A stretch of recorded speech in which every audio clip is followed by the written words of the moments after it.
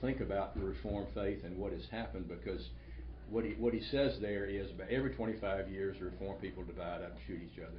That's what it's got to be some issue, and it's been about 25 years since the theonomy controversy, and now it's faded into the sunset, but I think theonomy has had a tremendous influence on the broadly evangelical world, to use the word evangelical again, but I think theonomy has really influenced the way even charismatics will look at politics and society and worldview type issues. And I think that we were talking the other night about when Bill Moyer had these series of national TV denunciations of the Reconstructionist movement, and they saw that as the greatest threat to liberalism in the country, and the epitome of Christians trying to take over and force their views on everybody else. But the religious right, in a lot of ways, adopted many. I mean, not the basic. They adopted some of the basic tenets of theonomy, which is that the whole Bible relates to every issue of life. And when during those theonomy days, people would ask me, "What do you think is the basic text of theonomy in the Bible?" And my response was 2 Timothy 3:16. All Scripture is inspired by God, profitable for doctrine, reproof, correction, instruction in righteousness, that the man of God may be complete, thoroughly equipped for every good work. So every verse of Leviticus is profitable for instruction in righteousness. And you dare not say that this is not the Word of God, that it's not profitable for instruction in righteousness. So, but now the implications of that, what continuity is there? And what changes are there? All this is, and Greg himself would say, well, this is going to be left to history to work these things out. And he just threw the bomb into the building, and it said, okay, you guys are going to figure out what's going to happen in generations to come. And I was telling Greg that I would have been a much better helper to Greg if I had tried to. They gave him a year's leave of absence, and I guess Ty came sometime after that. Oh yeah, many years after that to Reform Seminary. And it was a burned over district by that time. It was all the everything had been torn up, but and so theonomy was a bad term then. But when I first came to Jackson, I actually brought a seminary student, a prospective seminary student to Jackson from Alexandria, Louisiana, and we went to chapel. And R.J. Rushdoony was speaking in chapel. So, Rushdoony was welcomed at Reformed Seminary for a long time. And then when they called Bahnsen, I first heard of Greg Bahnsen at Pensacola Theological Institute. I was out on the beach, and one of a friend of mine who was on the board, an attorney in Jackson, was on the board of Reformed Seminary. I was complaining to him about the direction the seminary was going, and he said, well, you just wait. He said, this fall we got a guy coming from one of the leading theologians in the country from now on. As a young guy, and his name is Greg Bahnsen. So, he saw that as being that was going to really bring them back to a more, historical reform perspective and everything. But of course that didn't happen. Mm-hmm. And the first Sunday that Greg was there, I preached a sermon. I didn't realize I preached a sermon, and then he coming out, he said, "Hi, I'm Greg Bahnsen." And I said, "Wow, well, I'm glad I didn't know you were out there." It would have been. But when he was given a year's leave of absence from the seminary, and they told him, if you're a good boy for a year, we might consider letting you come back on the faculty. But he was not a good boy for the year, and I probably was, failed at that point to try to help him to be a good boy. But even if he had been a good boy, he probably wouldn't have gotten back on the faculty.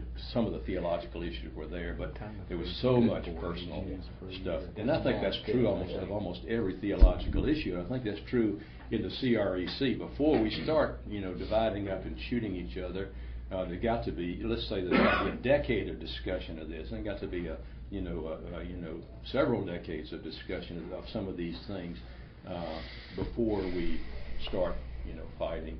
And when we started the PCA, we said we were very conscious of the dangers of us dividing up continually after that. And you had, in the Southern Presbyterian Church, you had the Presbyterian Journal, which was the conservative paper, and you had the Presbyterian Outlook, which was the liberal journal, and of course in CRC, that was the conservative journal, was the Outlook, but in the Southern Presbyterian Church. But the Outlook was always saying, when these men divide up, it'll be 10 years and they'll be divided again, 10 more years they'll be divided again, and they're just going to continually divide. So we were very conscious of that and tried the best we could not to divide up over the incidentals. But you had people, and I told my wife at that time, I said, we leave the Southern Presbyterian Church, every kook that's in the woods is going to come with us. And that's true. They all did. I mean, every kook in the woods came with it. Okay.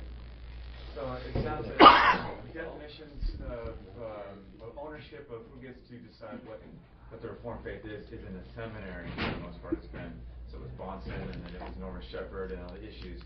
In the CREC, it's not centered in the seminary. There isn't really the leadership is not. So what do you see how do you see the struggles in a CREC? Do you see them different because of that lack of academic institution? Unanimity in the seminary. Because the definitions of who gets to say this is what the Reformed faith is within the PCA or OPC or Westminster West, RTS, but CRC. Yeah, you don't have that. Right, or some other. It's a fundamentally different way of what you see. So do you see? That's right. Do you see within CRC, a different framework based on that? Yeah, I think there is a very different framework, and I think in many ways the diversity of CREC is good, but there's also the great dangers there, too, because we don't have that unanimity. And I would say if you don't have it in the presbyteries, where it should have been all along it should have been all along in the presbyteries rather than the seminaries.